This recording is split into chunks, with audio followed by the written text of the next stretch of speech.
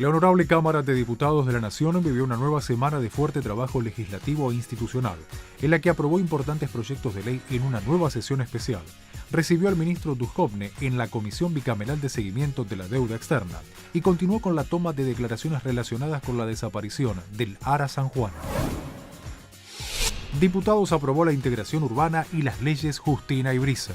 La Cámara de Diputados de la Nación llevó adelante una nueva sesión especial en la que dio su aval a una serie de proyectos de gran alcance social. El régimen de integración sociourbana, aprobado con 194 votos afirmativos, dispone declarar de utilidad pública y sujetos a expropiación los inmuebles donde están asentados los barrios populares, con necesario acuerdo de las provincias y municipios involucrados.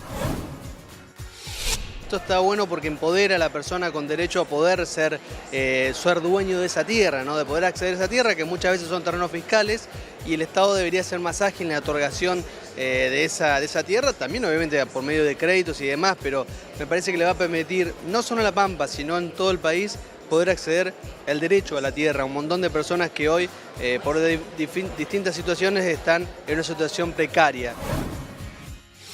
Una necesidad que todos vemos y que es una deuda de la democracia, que tiene que ver con la posibilidad de empezar a pensar la integración urbana de las villas, de los barrios y asentamientos populares, ¿no? Me parece que ahí hay un acuerdo en el espíritu de la ley, un acuerdo en una iniciativa que ha sido de los compañeros y las compañeras villeras que han propuesto este relevamiento, que han propuesto la creación del RENAVAP, que han propuesto también este proyecto de ley que va a ser un paso importantísimo. Vivir en condiciones sin servicios para nosotros es indigno. Lo venimos peleando hace un montón y bueno, hace 2 años que le empezamos a dar forma, armamos este proyecto de ley junto con las organizaciones sociales y los movimientos populares de todo el país. Creemos que esta ley puede resolver la situación de todas estas familias, por eso estamos acá. Por otro lado, la Cámara Baja dio sanción definitiva a la nueva ley de trasplante de órganos, tejidos y células, conocida como Ley Justina. La norma dispone que todas las personas mayores de edad pasen a ser donantes, a menos que dejen constancia expresa de lo contrario. La ley lleva el nombre de Justina Locane, la niña de 12 años que falleció en noviembre pasado mientras esperaba un corazón para ser trasplantada. Seguir con esto, seguir con la inercia que se está logrando de algo histórico y lograr ese país líder en donación y en trasplante de órganos que venimos queriendo lograr desde que empezó lo de Justina y que terminó como terminó, pero que no terminó porque empezó hoy con la ley Justina. Es un granito de arena, acá comenzamos, es un precedente y seguimos trabajando con muchas más cosas para hacer, como dijeron, falta información, capacitación. Y ahí vamos a acompañar a la gente que nos necesite para estar al pie del cañón, para que todo esto sea algo mucho más inmenso de lo que pasó hoy. Son las leyes de la solidaridad, son las leyes del sentido común, pero fundamentalmente yo quiero agradecer a los papás de Justina que han hecho la verdad un trabajo enorme, viviendo el luto de otra manera, transformando su dolor en solidaridad, en trabajo, en ayudar a los demás y cumpliendo el legado de su propia hija, ¿no? Además, diputado sancionó la ley Brisa, que crea un régimen de reparación económica para hijos e hijas de víctimas de violencia de género.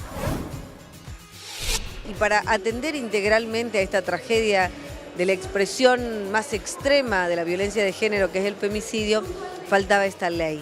Poder poner todo el foco y toda la atención en las víctimas colaterales. Tenemos todavía una lucha por delante grande, pero esto les va a permitir una posibilidad económica que no repara en nada el daño que tienen, pero que ayuda a las familias a poder sostener y que como el Estado no llegó en la prevención, llegue en la reparación y en el acompañamiento de la formación hasta los 18 años de estos chicos. Fue hablar con diputados, con diputadas, con senadores, explicándoles de qué hablamos cuando hablamos de violencia de género, explicándole qué le pasa a esa familia que tiene que hacerse cargo de un menor con el terrible dolor de haber perdido además a un ser querido. Tratábamos de explicar y de que entendieran que estas víctimas que eran invisibles hasta hace muchos años existen y es necesario protegerlas.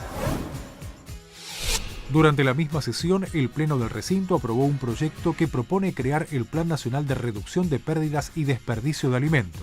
A su vez, la Cámara avaló una iniciativa que regula el vínculo entre la Cruz Roja Argentina y el Estado Nacional. Esta media sanción es muy importante porque había un vacío legal con respecto a la Cruz Roja. La Cruz Roja actuaba en el país, es miembro de la Cruz Roja Internacional, tiene 65 delegaciones a lo largo y a lo ancho del país, pero no tenía una legislación, tenía un decreto de 1890. La verdad que esto va a proteger la labor de muchísimos voluntarios en la República Argentina que están al lado de los argentinos en las situaciones más difíciles de su vida. Así que estamos muy contentos que hoy se ponga fin a una deuda de 125 años del Estado argentino. Por último, los legisladores aprobaron una actualización de montos de penas y de multas en el Código Penal y la Ley de Estupefacientes. Antes de comenzar con el tratamiento del temario, el Pleno de la Cámara realizó homenajes al expresidente Juan Domingo Perón, al cumplirse 44 años de su muerte, así como también al ex canciller Dante Caputo, fallecido el pasado 20 de junio, entre otros. En tanto, en distintos momentos de la sesión, los diputados expresaron su acompañamiento al presidente de la Cámara, Emilio Monzó, por el reciente fallecimiento de su madre, Gemma Gardiner McDermott. Duhovne defendió el acuerdo con el Fondo Monetario Internacional en el Congreso. La Comisión Bicameral de Seguimiento y Control de la Gestión de Contratación de Pago de la Deuda Exterior recibió al ministro de Hacienda de la Nación, Nicolás Duhovne. En el caso de la Argentina, donde aún no habíamos terminado de corregir los desequilibrios heredados de la administración anterior y en donde contamos con un déficit fiscal todavía elevado, con un mercado de capitales raquítico, también producto de la huida de capitales y de la represión financiera que tuvimos durante tantos años, nos dejaron expuestos y en ese contexto tomamos la decisión de complementar nuestro programa económico con una ayuda financiera del Fondo Monetario Internacional. Durante su exposición, el funcionario realizó un análisis de la situación económica del país.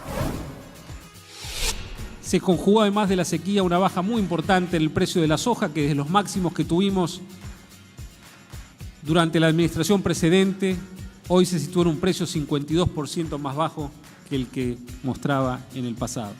La suba marcada en el precio del petróleo de los últimos meses también agregó presiones inflacionarias y de balance de pagos sobre la Argentina. En tercer lugar, la suba de las tasas de interés internacional empezó a generar volatilidad en los mercados, apreciación del dólar y salidas de fondos de países emergentes. Luego contestó las preguntas de los diputados y senadores relacionadas al crédito stand-by otorgado por el Fondo Monetario Internacional a la Argentina. Vemos que el gobierno tiene que aceptar que tiene que cambiar su política económica, que nos ha llevado hasta este punto donde estamos con serios problemas, que esto no significa que no se puedan arreglar, pero hay que admitirlos y hay que estar dispuestos a cambiar la política. Lo cierto es que las políticas económicas del Fondo Monetario Internacional siempre son políticas que generan profunda recesión económica en la Argentina y esto es lo que está sucediendo hoy en la Argentina. La tasa de interés en el mercado secundario de las LEVAC cerró arriba del 60%. Es inviable un país desde el punto de vista productivo con esta tasa de interés. Por las razones que el ministro explicó, la economía en lugar de crecer 3% va a crecer 1% este año, hasta que terminemos de salir de esta situación cambiaria tan complicada que estamos viviendo. Pero también estamos convencidos que la mejor decisión que el presidente pudo tomar es ponerle un freno a esta situación y por eso fuimos al Fondo Monetario. Miren, señoritas, no es muy popular ir al Fondo Monetario. Ahora, si no hubiéramos ido, los que tienen algunos años más que ustedes se acuerdan de lo que fue la crisis de la Rúa, la crisis de Alfonsín, y hoy día estaríamos como en el año 80 o en el año 90 en medio de un desastre. Nuevas declaraciones testimoniales en la bicameral de Lara San Juan. La Comisión Bicameral Investigadora sobre la Desaparición, Búsqueda y Operaciones de Rescate de Lara San Juan continuó con la toma de testimonios a fines de recolectar información que le permita arribar a un dictamen final. Creo que ha habido mucha información y testimonios muy claros, como el de hoy, que colabora a que vayamos pudiendo por lo menos conocer más de lo que pasó antes y después, del estado del submarino, de las cosas que se habían hecho. Y también expresar preocupación, ¿no? Ha habido una clara preocupación respecto al tema de la reunión con el ministro Aguad y bueno, ya estamos confirmando que en las próximas horas nos vamos a reunir con él. En esta oportunidad asistieron el contraalmirante Gabriel González, ex jefe de la base de la Armada en Mar del Plata, el cabo principal Humberto René Vilte y el teniente de navío Juan Gabriel Viana. Y básicamente vine a exponer cuáles eran mis responsabilidades al momento de producirse el incidente. Como expliqué en la bicameral, yo era responsable de la base de Mar del Plata y no tenía ningún tipo de responsabilidad tanto sobre la operación como sobre el mantenimiento del submarino, sino simplemente yo me limité a recibir a los familiares de los tripulantes en la base naval y brindarle toda la asistencia, tanto alimenticia como hospitalaria y de sanidad, para que estuvieran contenidos y que estuvieran de la mejor manera posible en la base naval.